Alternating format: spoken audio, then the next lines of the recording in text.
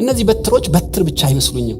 ቀለበትና በትሩን ተውሶ እግዚአብሔር አምባሩንም ተውሶ ሕይወት የተቆረጠበት ተስፋ የሌለው ጣልቃ የገባ ኢየሱስ ነው። ታውቃላችሁ።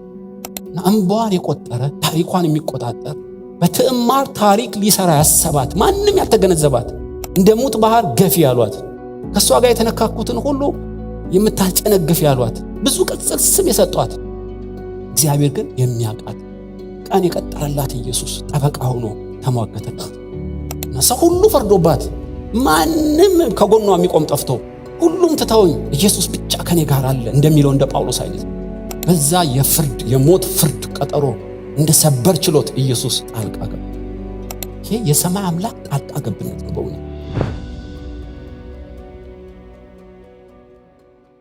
ይሁዳም ለበኩር ልጁ ለኤር ትዕማር የምትባል ሚስት አጋባው። የይሁዳም የበኩር ልጅ ኤር በእግዚአብሔር ፊት ክፉ ነበር። ትሁቱ ሙሴ ዝርዝር አይጽፍም እንደምታውቁ፣ ግን ሰው አይደለም ቀበሌ እኮ አይደለም። እግዚአብሔር ክፋቱን እስኪያቅ የይሁዳ ልጅ የኤር ጽዋ ሞላ ማለት ነው። እግዚአብሔር ክፉ ያለው ሰው ምን ያደርጋል? ትዕማርን ምን ሊያረጋት እንደሚችል ብትገምቱ አትስቱ። ክፉ ባል ፊት ይነሳታል፣ ክብር አይሰጣትም፣ ከአቅም በላይ ያሰራታል። ስሜቱን እየተወጣ መጫወቻ አረጋትን አላቅም። ግን ክፉ በሚል ሁለት ቃል ነው የተጠቀለለው። ሆኖም ስለ ትዕማር ሙሴ አይጽፍልንም። ይህንን ልጅህን አደብ አስገዛልኝ ስትለው አታዩም። የመጀመሪያ ባሌ ነው፣ ድንግልናዬን ከሱ ጋር ነው የሰጠሁት፣ ምን ሆኖ ነው እንደዚህ የሚሆነው አላለችም። አልጋ ልቀይር ሽማግሌ ልላክም ስትል አታዩም። ጸጥ ለጥ ብላ ድምጿ አይሰማም። እግዚአብሔር ክፋቱን እስኪያቅ ድረስ ያዕቆብ ይሁዳም የልጃቸውን ክፋት አያውቁ። ሴትዮዋ እንደ ስፖንጅ መጣው የተቆጣጥራው ቁጭ ብላለች ማለት ነው። ትችላለች የይሁዳን ክፋት ማጋለጥ። ሆኖም የሷ ዳኛ በሰማይ እንደሆነ የገባት ይመስላል። እና ጠበቃ አላት፣ ፍትህ ይበይናል። እና በዚህ ሰው ምክንያት ታሪኳ እንዲበላሽ አልፈለገችም። ታውቃላችሁ፣ ትንሽ ነቃ ሲያደርጓቸው የሚፈቱ ብዙ አሉ። መዘጋጃ መሄድ ትችላላችሁ። እግዚአብሔር ስራውን አያስጨርሱትም። ይገርማችኋል። ክፉ ሰዎች የእግዚአብሔርን ስራ አያስቆሙትም። ትዕማር ይሄ ገብቷታል። የኤር ክፋት የትዕማርን እድል ፋንታ መንሳት ማጨንገፍም አይችልም። ክፉዎች ለእግዚአብሔር አገልጋይ ናቸው በሌላ በኩል። እና ትዕማር የእግዚአብሔር ጣት ገብቷታል ማለት ነው። እና እግዚአብሔር ኤርን ቀሰፈው ይላችኋል። የሚዋጋላት የሰማይ አምላክ። በእርግጥ እንዲሞት ባትጸልይም ፍትህ መበየን ግን ግድ ነው። ኤር ሩጫውን ሲጨርስ ባህሉ የዘመኑ ስርዓትም የሚፈቅደው ነው። ለሁለተኛ ልጅ ለአውናን ጠራው። አውናን ወንድም ልጅ ሳይወልድ እንደሞተ ታውቃለህ። ስሙ ከምድር እንዳይደመሰስ የወንድምን ሚስት አግባት፣ ልጅም ውለድለት። ከሷ የሚወለደው ልጅ የአባቱ ስም ኤር ይባል፣ ስሙ እንዳይደመሰስ ነው። ባህሉን ታውቃለህ። የሚገርማችሁ አውናን እምቢ አላለ። እና ይሄን ስርዓትና ባህል ተንተርሶ የወንድሙን ሚስት ትዕማርን በቬሎ አገባት። እና አቤት ሁለተኛ እድል ሰጠኝ እግዚአብሔር ሆይ፣ ያለ ዘር እንዳልቀር አይኔን በአይኔ ልታሳየኝ ነው፣ ሃሌሉያ ብላ ሳትጨርስ የበለጠ የተረገመ ሰው ነው። ስለዚህ የግብረ ሥጋ ግንኙነቱን ለመወጣት እንደ ሴተኛ ዳሪ አብሯት ይተኛል። እንዳትጸንስ ግን ዘሩን ውጪ ያፈሰዋል። ይህ ከባድ እኮ ወንጀል ነው በእውነት። እና ለምን እንዲያረገ ሙሴ የልቡን ሐሳብ ሲጽፍልን የወንድሜ ስም ከሚጠራ ለዘላለም አልውለድ ብሎ ነው ይላል። ምቀኛ ይባል ታውቃላችሁ። ዘሩን ከሱ ጋር ይገዛው እንደምታውቁ ማህፀኗ ይሰራል። ከመተኛት መነሳት ውጪ አጥንትና ድማትን የሚያገጣጥም እሱ እኮ እግዚአብሔር ነው። የወንድሙ ስም ቢጠራ ድጋሚ የሚወልደው ስም በሱ ነው እኮ የሚጠራው። ነገር ግን ዘሩን ውጪ ያፈሰው ነበር። በዚህ ሰዓት የአዲስ አበባ ሴቶች ምን ያደርጉ ይሆናል? ትዕማርን ስካን አድርጓት ይወጣል። በፍጹም ሞራሏን፣ ጊዜዋን፣ ተስፋዋን እኮ ነው የሚያጨልሙ። ሴቶች በቀብርና በለቅሶ በሰርግ ያሟታል። እቺ ሴት የመጀመሪያውን ገደለች፣ ከሁለተኛውም ልጅ አልሰጣትም፣ ታሪኳ ይመርመርልን ሊሉ ይችላሉ። ሰዎች ቢያሟትም ስሜቱን ተወጥቶ ነገር ግን ዘሩን ቢከለክላትም ሴትየዋ ስፍራውን አልቀየረች። ምን አይነት አርበኛ ነች በእውነት! ከሚወድ ባል ጋር እንድትወልዱ እየጸለየ ከሚማልድ ባል ጋር አይደለችም።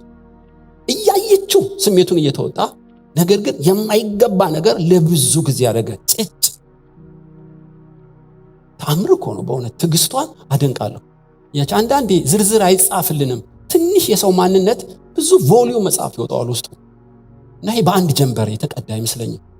እግዚአብሔርም ሁለተኛውን አሁናን ድርጊቱን አየው ቀሰፈው ሚል እቺ እግዚአብሔር የሚዋጋላት ፈጥኖ የሚፈትላት ማንነች ትዕማር አልኩ በእውነት። እና ይሁዳ ደነገጠ። ሁለት ልጆቹን በአንድ ያጣ ማለት ነው ታሪኩን እንደምታውቁ። እና አሁን የልጅ ነገር ይቆጠቆጠው ጀመር። ለምን? እንደ ጎመን የሚሸጥ አይደለም ልጅ። ወንድማቸውን ሸጠው የበግ ደም ነክረው አርቲፊሻል እንደሚሰሩበት አይደለም። በራሱ ሲመጣ ገባው ማለት ነው። ሆኖም እግዚአብሔር እጁን ጭኖበታል በይሁዳ ላይ። እንደ ይሁዳ ስታስቡም ያሳዝናል። እና ሚስቱ ሞተች፣ ሁለት ልጆቹ ሞቱበት። የቀረው አንድ ልጅ ነው ሴሎም የሚባል። እና ይሁዳ የሞት ምዕራፍ የሞት መዝገብ አስተናገደ ማለት ነው። አሁን እንደምሰብከው እንደምትሰሙት አይቀልም። የልጅ ሞት በጣም አጥንትን ይሰብራል። እና የቀረውን ሴሎምን አቅመ አዳም አልደረሰም። ትዕማርን ለማግባት እድሜው ስላልደረሰ የመበለት ልብስ ልበሺ፣ ባል የሞተበት ሴት ልብስ ልበሺ፣ ልጄ ሲያድግ እሰጥሻለሁ አለ። ስለዚህ ወደ ተምና ወደ ተባለ ሀገር ላካት። ምን አድርጎ ላካት? የቬሎ ልብስ የለበሰችውን የመበለት ልብስ አጠለቀላት። ይሄ የመበለት ልብስ ልተርጉምላችሁ ምን እንደሆነ። ፖሊስ ወይም የሙሉ ጊዜ ካሜራ ብሉት ማውለቅ አትችልም። ልብሱን ያየ ብዙ ትርጉም ያነባል የሰፈሩ ሰው። የመበለት ልብስ የተለየ ነው፣ እቺ ባሏ የሞተባት ሴት ነች የሚል ትርጉም አለው። ከቤተሰቧ ውጪ ማንም ሊያገባት አይችልም እና ለጋብቻ አትጠየቅም የሚል መልእክት አለው። እና በሄደችበት ሁሉ ልብሱ እንደ ጠባቂ ተደርጎ ነው የሚቆጠረው። ያን ልብስ አጠለቀላት፣ ላካት። አሁን የቀራት ተስፋ ሴሎም ነው እንደምታውቁ።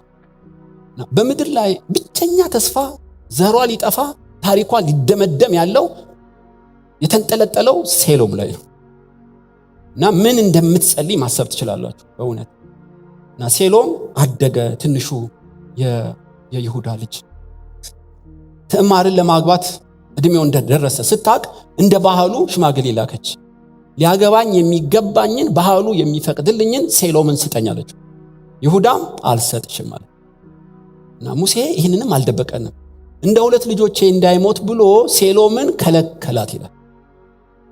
አንዱ ሲከፋባት፣ አንዱ ዘር ሲያፈስባት፣ እና ይሄኛው ደግሞ እንደምታው አንዱ ሲያፈስባት እንደ ጌሾ ተወቀጠች እኮ ነው የምትባለው። ይህ ሰማይ ናስ ምድር ብረት ሆነበት የተባለው ነው። የተቻላትን በሷ አቅጣጫ ነውር እንዳይገኝ ትጥራለች። በሮች ሁሉ የብረት በር ሆኑ። ይህም የተፈቀደላት ስትከለከል ሌላ ማግባት አትችልም። ሊያገባት የሚገባለ የተገባትን ማግባት አትችልም፣ ተከልክላለች። እንባ ጠባቂ የሴቶች መብት መሄድ አትችልም።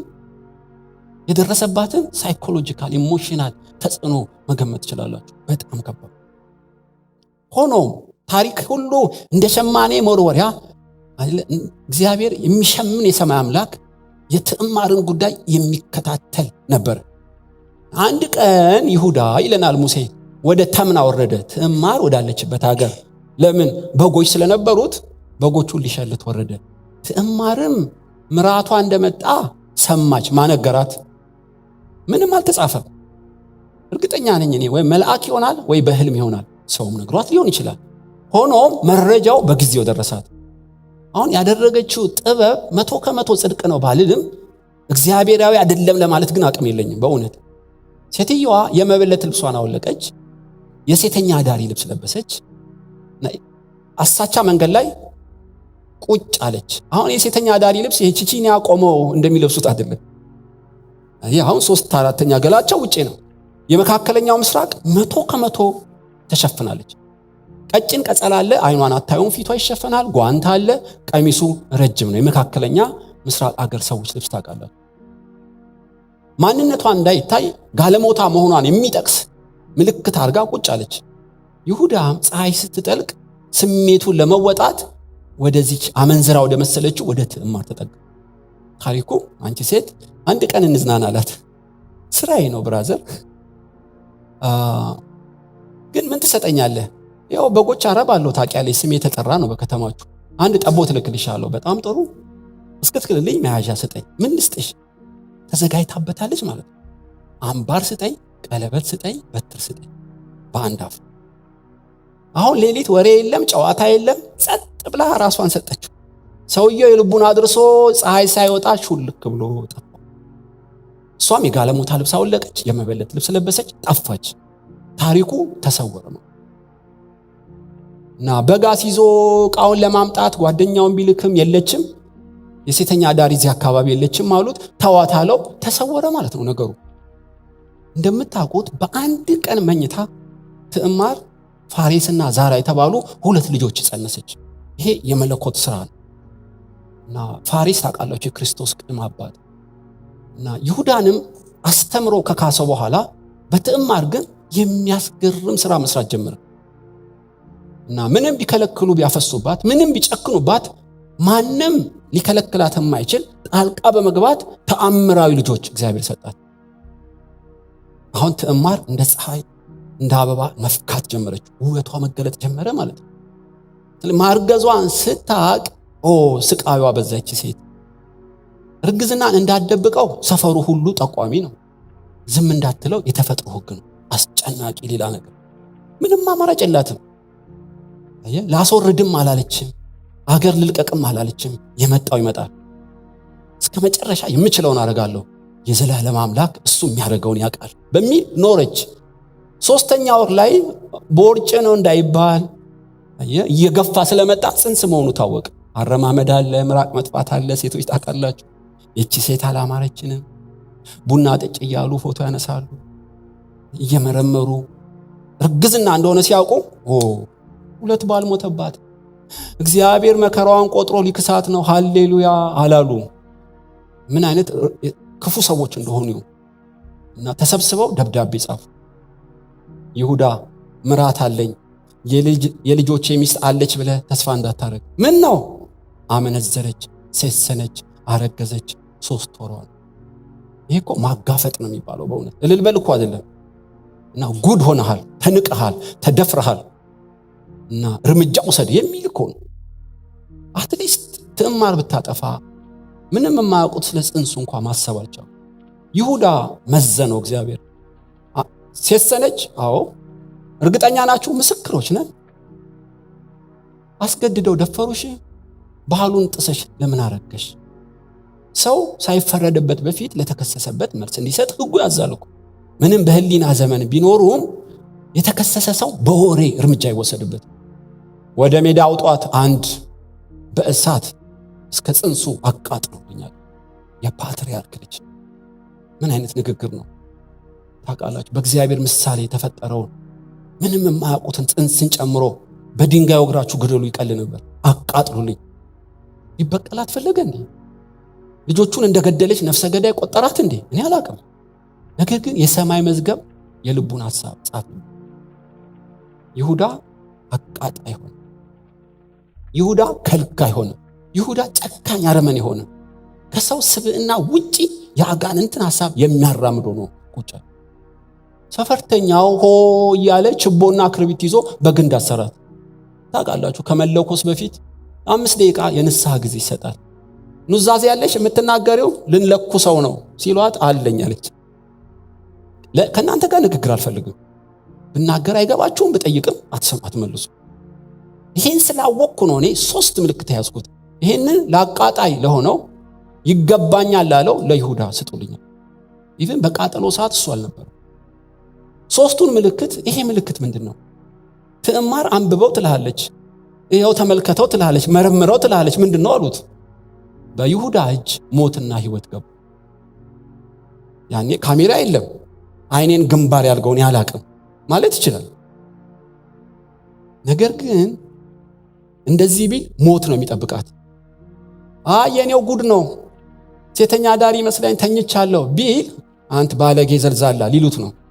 ክብርህንማ ሰው መሳይ በሸንጎ ሊሉት ነው። አሁን የክብርና የእውነት ጉዳይ ፊቱ መጣ። ማምለጫ የለውም። ገባው። የዮሴፍ ደም ይከታተለዋል። እሱ እንዳሰበው የአባቱ ለቅሶ እላዩ ላይ እንደፍም ያቃጥለዋል። የሁለት ልጆቹ ሞት የሰው ዋጋ ምን እንደሆነ ገብቶታል። ከዚህ በላይ መቃጠል አልፈለገም። የፈለገ ያዋርዱኝ፣ ከኔ ይልቅ እሷ ጻድቅ ነች። ልጄ ሴሎም አድጎ ከልክያታለሁና ከኔ ይልቅ እሷ ጻድቅ ነች። ከሷ ጋር የተኛሁት እኔው ነኝ፣ እንዳትነኳት። ይሄ የሰማይ አምላክ ጣልቃ ገብነት ነው በእውነት። ምናልባት የትዕማር ጸሎትም ሳያግዛት የቀረ አይመስለኝም። እነዚህ በትሮች በትር ብቻ አይመስሉኝም።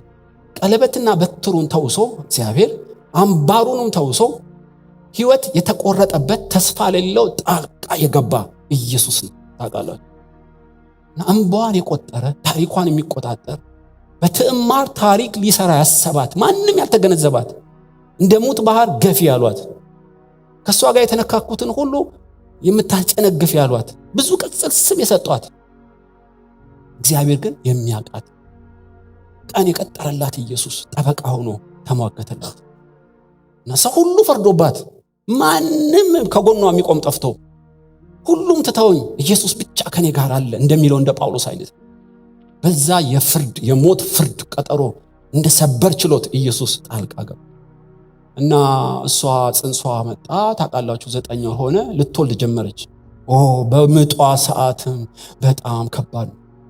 ዛራ እጁን አወጣ፣ ክር አሰሩለት፣ ገባ።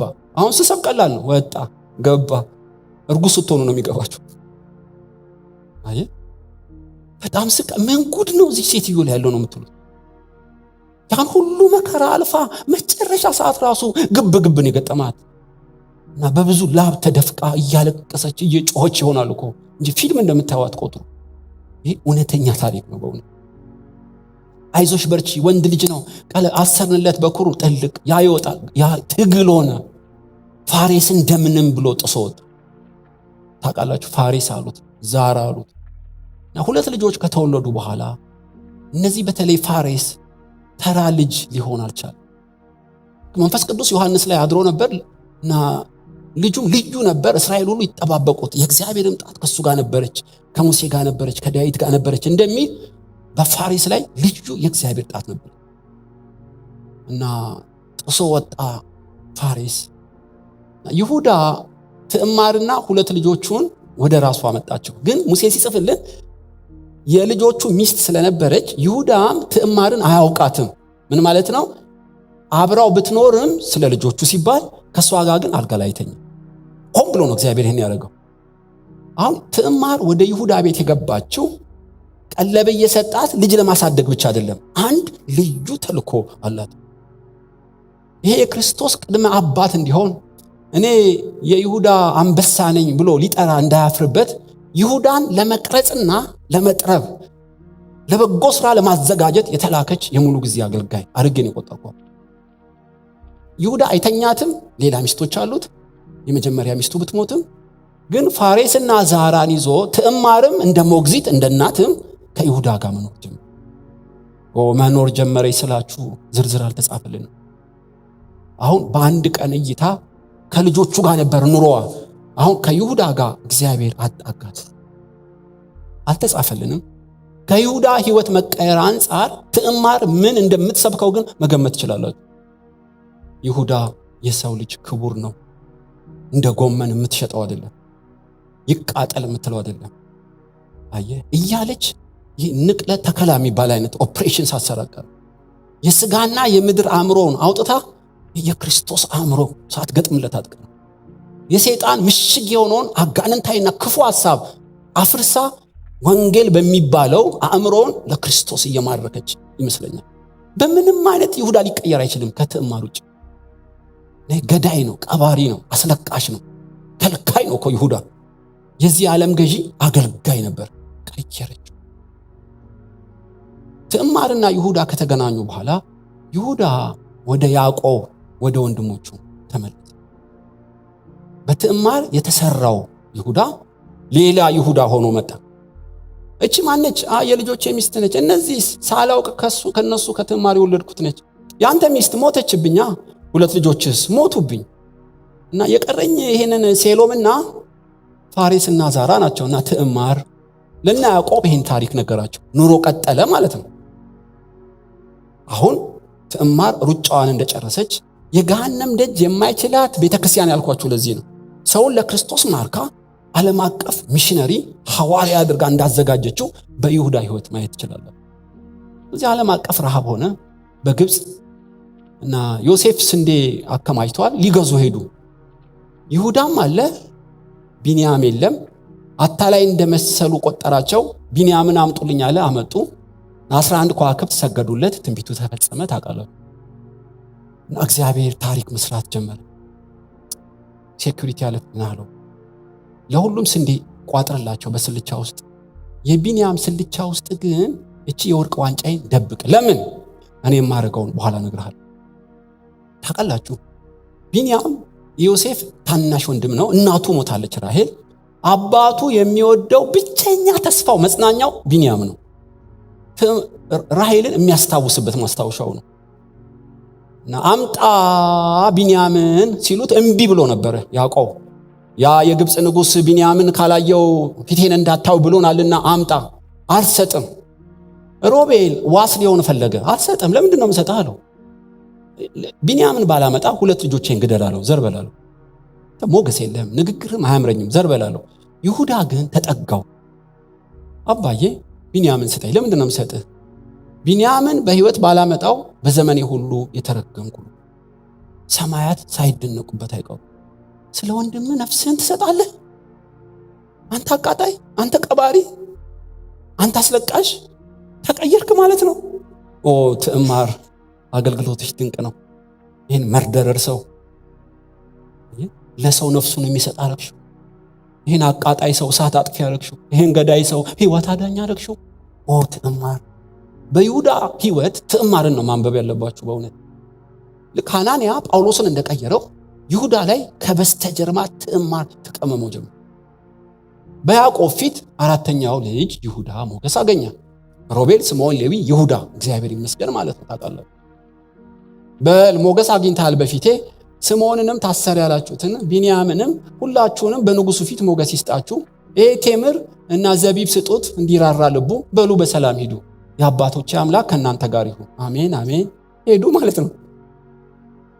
እዛ ሲሄዱ ቢንያምን ሲያየው ሊያለቅስ ፈልጎ ነበር። እንዳይነቃበት ባኞ ቤት አልቅሶ በፎታ ታጥቦ መጣ። ትንሹ ልጅ አንተ ነህ? አዎ። እግዚአብሔር ይባርክ። ሽማግሌው ደህና ነው? ደህና ነው።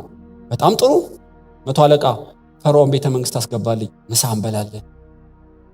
አበላቸው፣ አጠጣቸው፣ ሂዱ አላቸው። በዚህ ሰዓት ነው የወርቅ ዋንጫዋ በቢንያም ስልቻ የተደበቀ። ታሪኩ ግልጥ ነው። ወዴት እንደሚሄድ ከእናንተ አይሳናችሁም በእውነት። እና ወታደሮች ከበቧቸው በጣፍናስ በር ላይ ግብፅ ሊወጡ ሲሉ። ወታደር 100 አለቃ በሰረገላ ለምን ከበብከን? ክፉና ደጉን የሚያውቅበት የወርቅ ዋንጫ ይሰረቃልን? መልካም ባደረገ ክፉ ታደርጋለህን? ሌባ ሁሉ አራፍን አታበላሽ። ብሩ በስተት እንደሆን ብለን ይዘን መጣን። ስልቻ ውስጥ ያገኘነውን ከኛ መሃል የወርቅ ዋንጫ የሰረቀ ባሪያ ይሁን በአንድ አፍ ፍታ ሮቤል እያለ ይመረምራቸው ጀመር። የሁሉ ልብ የተንጠለጠለበት የቢንያም ስልቻ ላይ የወርቅ ዋንጫዋ ወደቀች። ፈተናው ለማንም አይደለም። ከሰማይ በታች የትዕማር ፈተና ኤፕላስ ነው የምታመጣው። ይህን ሰው እንዴት ቀይረዋለች?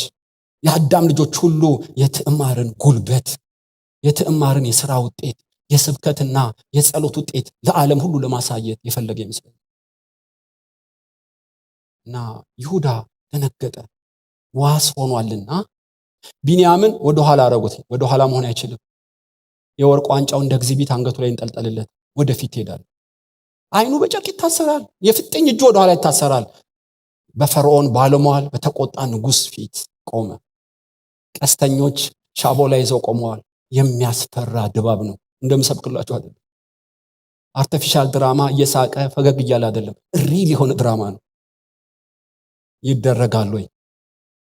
ባበላው ቤተ መንግስት አግብቼ ብር በሰጣው በፍቅር ባስተናገርኩ ይሆናል ወይ? ጭጭ። ማን በፊቱ ይቆም? ሁሉም ሸሹት ይላል።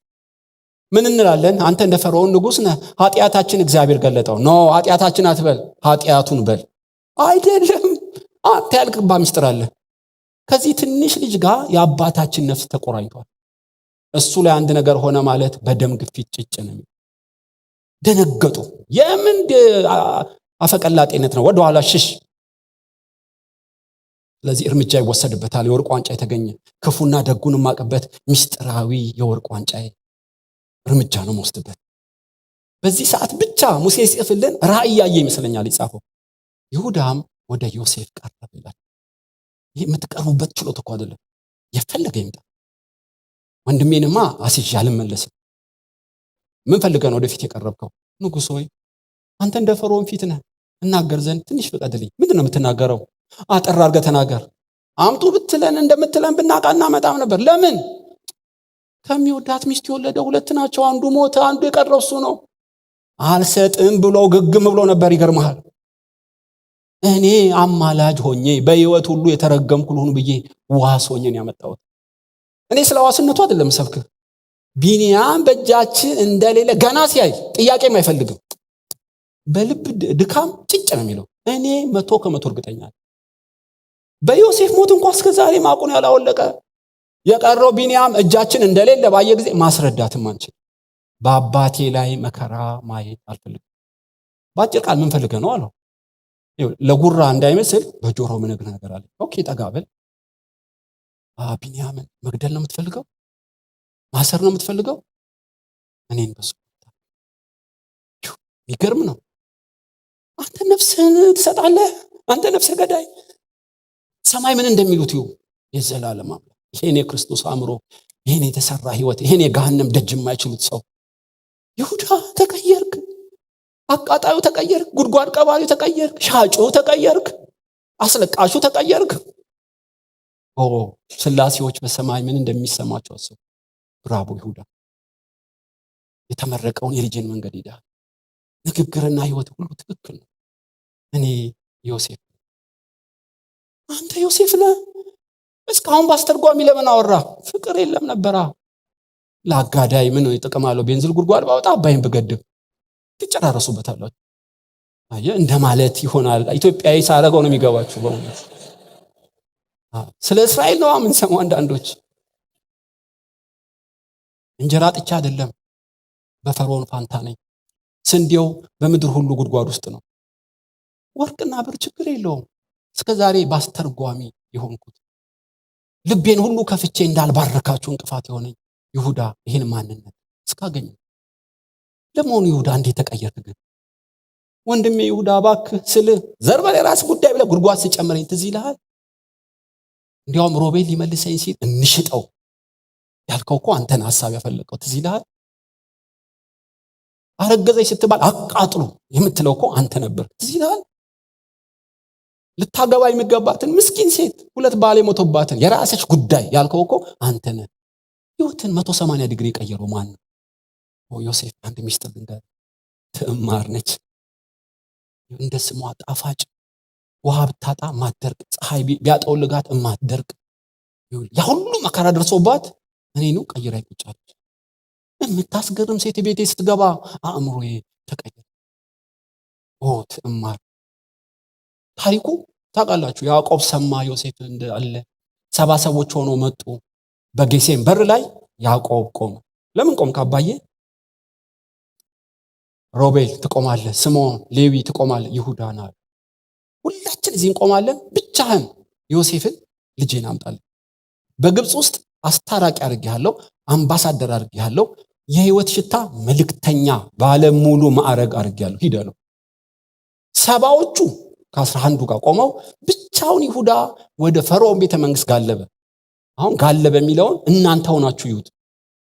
በዳመና ላይ በረረ ማለት ትችላለን። ቤተ መንግስት ሲገባ ይሁዳ ብቻህን ምን መጣ? ሽማግሌው አባቴስ? አባትን ትፈልጋለህ? ተከተለኝ። ለይሁዳ ብቻውን ሰረገላ ከፊት፣ ዮሴፍና ሰራዊቱ ከኋላ፣ ይሁዳ የወንድሞቹ መሪ ሆኖ ሲጋልብ ተመልከቱ። ይሄ ድንቅ የስዕላዊ መግለጫ ነው በእውነት። ዮሴፍ ወዳለበት ሲመራቸው ዮሴፍ ከሰረገላ ወረደ፣ ሮጦ የአባቱን አንገት አቀፈ፣ ለረጅም ሰዓት አለቀሰ። በይሁዳ ውስጥ ዘይት ፈሰሰ የሚባለው ይሄ ነው። ሩጫዬ ተፈጸመ፣ የጽድቅ አክሊል ተዘጋጅቶልኛል፣ የተጣሉትን አስታረቁ፣ የጥል ግድግዳን አፈረስኩ የሚል መንፈስ ልትሰብኩበት ትችላላችሁ በእውነት። በኋላ በግብፅ ኖሩ። ያዕቆብ እንደማታ ሊሞት እንደምንም ተነቃቅቶ አልጋ ላይ ቁጭ አደረጉት። የመጨረሻ ስብከቴ ነው በእውነት። ሰዓት ላይ እንደ ጽዮን ተራራ እንድመርቃችሁ እናንተ ያዕቆብ ልጆች ተሰብሰቡ አላቸው። እኔ አይደለም መርቃችሁ፣ መንፈስ ቅዱስ በእኔ ሆኖ የሚናገረው ምርቃት አለው። እኔ አይነ ስውር ነኝ፣ ለልጆቼ አላደላም። እግዚአብሔር ግን እንደ ጽኑ ተራራ እንደማይናወጥ የመጨረሻ ብድራት የምሰጥበት ሰዓት ነው። ተሰልፎ አላቸው። ሮቤል የብኩርናዬ ጅማሬ ነህ። አሜን። አትቸኩል ሮቤል፣ አንተ ፊተኛ ነህ። ነገር ግን ክብር ለአንተ አይሁን። ምን ነው ከፍ አድርገህ ዝቅ አልከኝ አባዬ? ትዝ ይልሃል? ወደኋላ ሪዋይንድ አድርግ። ያሳለፍከውን አስብ። ለባለጠጋው አብርሃም እንዳለው ነው፣ በህይወት ያሳለፍከውን አስብ። ያ ሚስቴን ያንተን እንጀራ እናት አብረሃት ትተኛ ነበር። ትዝ ይልሃል? አለቅነት ላንተ አይሁን። ስምዖንና ሌዊ ቁጣችሁ ጽኑ ነው። አሜን እንዳትሉ ገና ነው ይላቸዋል። ቁጣችሁ ጽኑ ነው፣ ፈጣናችሁ፣ ሐሳባችሁ አንድ ነው፣ ነገር ግን ተበተኑ። ለምን? በገዛ ፈቃዳችሁ በሬን አስነክሳችኋል። በርም በሬም ይሆናል በዕብራይስጥ። የተነከሰ በሬ ወይም የተነከሰ በር አደረጋችሁ። ለምን? በገዛ ፈቃድና በቁጣችሁ የሴኬምና የኤሞርን ቤተሰብ ገላችኋል። ለዲና ስትሉ የሰው ደም አፍስሳችኋል። ጨካኞች፣ በቀለኞች፣ ያልተገራ ቁጣ ያላችሁ ተበተኑ። እናንተ ደነገጡ። አራተኛው ላይ ይሁዳ ላይ ደረሰ። ይሁዳ ኦሪት ዘፍጥረት መጨረሻው ላይ ይሁዳ ወንድሞች አንተን ያመሰግኑ፣ የወንድሞች አለቃ ነህ፣ በትረ መንግስት ካንተ ይወጣል፣ ገዢ ሆኖ ካንተ ይመጣል። ይሁዳ መንፈስ ቅዱስ በከፍታ መረቀው። ታውቃለህ? የምርቃት ምክንያት ትዕማር ይሁዳ እንዲመረቅ ምክንያት ሆነች። ትዕማር የምርቃትና የምስጋና ምክንያት ሆነች። ልክ በርናባስ ጳውሎስን እያባበለው ወደ ከፍታ እንዳመጣው ልክ እንደ በርናባስ ከስር ሆና ከፍ አድርገችው ይሁዳን። ውበቱ በወንድሞቹ ፊት እንዲገለጥ፣ በአምላክ ፊት ብድራቱ እንዲበዛ፣ በብዙ ሹመት እንዲጠቀለቅ ትዕማር ከኋላ ሆና ታላቅ ስራ ሰራ። ድንቅ ትዕማር። ዛሬ በዚህ ጉባኤ እግዚአብሔር መልእክት አለ። ማንም ባያቅሽ፣ ቄስ ነው ፓስተር ነው ማዕረግ ባይኖርሽ፣ ለአንድ ለከበረ ስራ የሚያዘጋጀው ሰው አለ። ታይተሽ ላታውቂ ትችያለሽ። በቴሌቪዥን ፑልፒት ላይ ቆመሽ ላታውቂ ትችያለሽ። በጓዳ መንፈሳዊ ሞግዚት ሆነሽ የሰው ልጆችን የምትቀርጽ ሞግዚት፣ የታመነ ሰው በዚህ ጉባኤ አለ ማለት ነው። ብድራት ካንተ ዘንድ ነው። እግዚአብሔር እየተዋጋ ከሞት ያዳነ፣ አለቀ ሲባል ታሪክን እየቀጠለ፣ እንደገና ዳቦ ሲነድብ ሞትኩ ስትል እያዘለለ፣ እግዚአብሔር ጨክኖ አይደለም በመከራ ያሳለፈ፣ በእሳት ውስጥ ያሳለፈ። ለምንድን ነው? አንድ የምትቀርጽለት ሰው አለ፣ አንድ የምታበጅለት ሰው አለ፣ አንድ የእግዚአብሔር ፕሮግራም የምትፈጽምለት ፕሮግራም አለው። የሚወድ ባልና የምታቅፈው ልጆች እኮ መስጠት አቅቶት አይደለም፣ አጥር ለሚዘሉትም ይሰጣል እኮ። በአንቺ ቤት መከራ የበዛው ስለተረገምሽ አይደለም። በአንቺ ቤት ክፉ ሰዎች የተፈራረቁብህ ክፉ ሰው ስለሆንክ አይደለም። እግዚአብሔር ፍጻሜና ተስፋ ያለው ፕሮግራም ስላለው። ይሄንንም በመጨረሻ ዘመን ታዩታላችሁ። ኦ ትዕማር፣ በጌታ ፊት ስትቆም በጥቂቱ ታምነሻል፣ በብዙ ሾምሻለሁ። አንቺ የጌታ ባሪያ፣ አንዴ ውጪ ሲያፈስብሽ መዘጋጃ ያልሄድሽ፣ ክፉ ሲሆንብሽ ሽማግሌ ያልሰበሰብሽ፣ እንደ አባቶች ያልበልጥም ግደለኝ ያላልሽ፣ ሐሳቤን እስከጨርስ በስፍራሽ የተቀመጥሽ፣ ወደ ጌታሽ ክብር ግቢ የሚባል ሰው እዚህ ቤት አለ አለ። መፍታትና ማግባት ሲችል፣ መከራ ሲፈራረቅበት አማራጭ እያለው፣ ስለ እግዚአብሔር ሐሳብ ስጋውን በጥርሱ ነክሶ ለእግዚአብሔር ክብርና ለሰው ጥቅም የኖረ ሰው የጽድቅ ፀሐይ ይወጣለታል። ታሪኩ ለትውልድ ሊጻፍ ሊነገር በእምነ በረድ እንደተጻፈ ሰማይ ተከታትሎ የሚመዘግብለት ሰው እዚህ ቤት አለ። በእውነት አለ። ትዕማርን ማን ያውቃት ነበር? ነገስታትን የወለደች፣ ገዳውን አዳኝ ያደረገች፣ ሻጩን ቤዛ አርጋ የቀየረች፣ ስለ ሰው እንዲሟገቱ የክርስቶስ ሕይወትን በሰው ስዕል ላይ የምትስል አእምሮን ለክርስቶስ የምትማርክ ኃያል ፓትርያርክ እኮ ማለት ነች ትዕማር። ብዙ ከበሮ ባይመታላትም እግዚአብሔር ግን ያውቃታል። በምጽአት እንደ ከዋክብት እየደመቀች ትኖራለች። ለምን? በምድር ላይ ለራሷ ጥቅም ለራሷ ስሜትና ክብር አልኖረችም። የኖረችው ለእግዚአብሔር ሐሳብ። ፍሬዎቿም ይሁዳና ልጆች ናቸው። እነ ዳዊት በሉ እነ ሰለሞን በሉ ጠቅላላ ነገስታት ከሷ ትዕግስት የተወለዱ ነው። ኃያላንና ገዢዎች በሷ ትዕግስት የተወለዱ ነው።